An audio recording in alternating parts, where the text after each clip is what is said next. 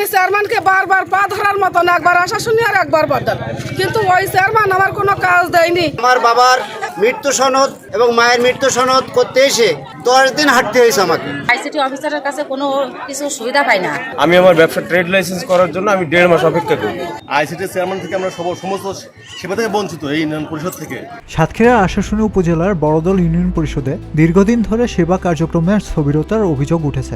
এ পরিস্থিতিতে panel chairman Afzal Hossain সানাকে ভারপ্রাপ্ত chairman করার দাবিতে মানববন্ধন করেছেন স্থানীয় বাসিন্দারা। আফজাল হোসেন সানা উনাকে চাই, উনি আমাদের এলাকায় আমাদের সুখ দুঃখের সাথী। উনি ইউনিয়ন পরিষদের সামনে সোমবার বিকেলে অনুষ্ঠিত মানববন্ধনে শত শত নারী পুরুষ অংশ নেন। এতে একাধিক বক্তা অভিযোগ করেন, দায়িত্বপ্রাপ্ত প্রশাসক নিয়মিত অফিসে না থাকায় জন্ম নিবন্ধন, মৃত্যু সনদ, ট্রেড লাইসেন্স সহ মৌলিক সেবা থেকে বঞ্চিত হচ্ছে সাধারণ মানুষ।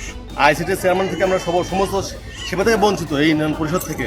বক্তাদের ভাষ্য, ইউনিয়ন পরিষদের দায়িত্বপ্রাপ্ত প্রশাসক ও উপজেলা আইসিটি কর্মকর্তা আক্তার ফারুক বিল্লাহ সপ্তাহে 1 থেকে 2 দিন এক বা একাধিক ঘন্টার জন্য ইউপিতে আসেন। তাকে না পেয়ে এলাকার মানুষ সেবাবঞ্চিত ও হয়রানির শিকার হচ্ছেন। তারা প্যানেল চেয়ারম্যান ও আগে ভারপ্রাপ্ত চেয়ারম্যানের দায়িত্ব পালনকারী আফজাল হোসেন সানাকে ফের ভারপ্রাপ্ত চেয়ারম্যানের দায়িত্ব দেওয়ার দাবি জানিয়েছেন। বড়দল ইউনিয়ন পরিষদে সপ্তাহে মাত্র 2 দিন আংশিক সেবা প্রদান করে থাকে। স্থানীয় বাসিন্দা আসাদুদ্দৌলা জানান, তার বাপ মায়ের মৃত্যু সনদের জন্য 10 দিন ঘুরতে হয়েছে। আমি আমার এই ডিসেম্বর মাসের শেষে আমার বাবার মৃত্যু সনদ এবং মায়ের মৃত্যু সনদ করতে এসে 10 দিন হাঁটতে হয়েছে আমাকে।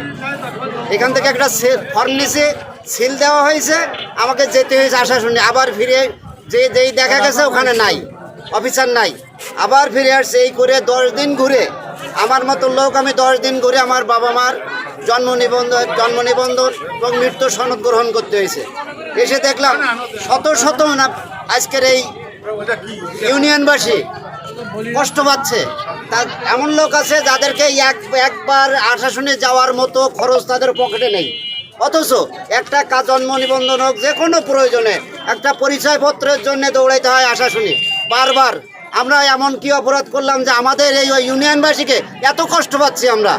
যেহেতু 9 জন মেম্বার আছেন এখানে ইউনিয়ন পরিষদে, সেখানে সরকারি নিয়ম অনুযায়ী একজন প্যানেল চেয়ারম্যান আছেন। সেই প্যানেল চেয়ারম্যানকে দায়িত্ব দিলে মনে হয় আমরা এই ইউনিয়নবাসী এই কষ্টের হাত থেকে পরিত্রাণ পাবো। উনি তো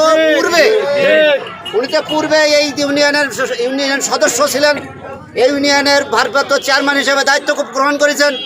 আমার মনে হয় এমন কোনো ব্যক্তি নেই যিনি বলতে পারবেন আফজাল চেয়ারম্যান সাহেবের দ্বারা কেউ নির্যাতিত বা কোনো রকম কষ্ট পেয়েছেন। ব্যবসায়ী মুস্তাফিজুর রহমান বলেন, ট্রেড লাইসেন্স করতে তাকে 1.5 মাস ঘুরতে হয়েছে। চেয়ারম্যান দেওয়া হলো, এখানে দেওয়া হওয়ার পরে তারা আবার চলে গেল। তারপরে প্যানেল চেয়ারম্যান দেওয়া হলো। প্যানেল চেয়ারম্যানকে সরাই সেখানে হলো আইসিটি যিনি উপজেলার দায়িত্বে আছেন ওনাকে দেওয়া হলো। প্রশাসক নিয়োগ দেওয়া হলো।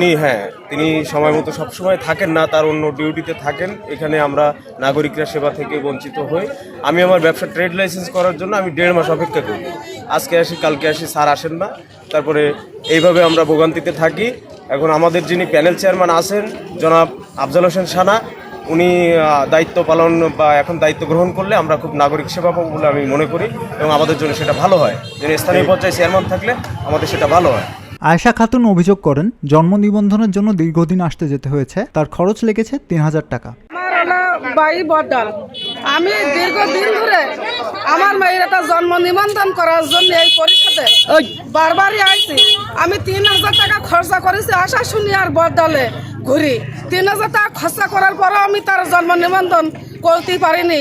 আমি চেয়ারম্যানকে বারবার পা ধরার মতন একবার আশাশুনি আর একবার বড়দল, কিন্তু ওই চেয়ারম্যান আমার কোনো কাজ দেয়নি।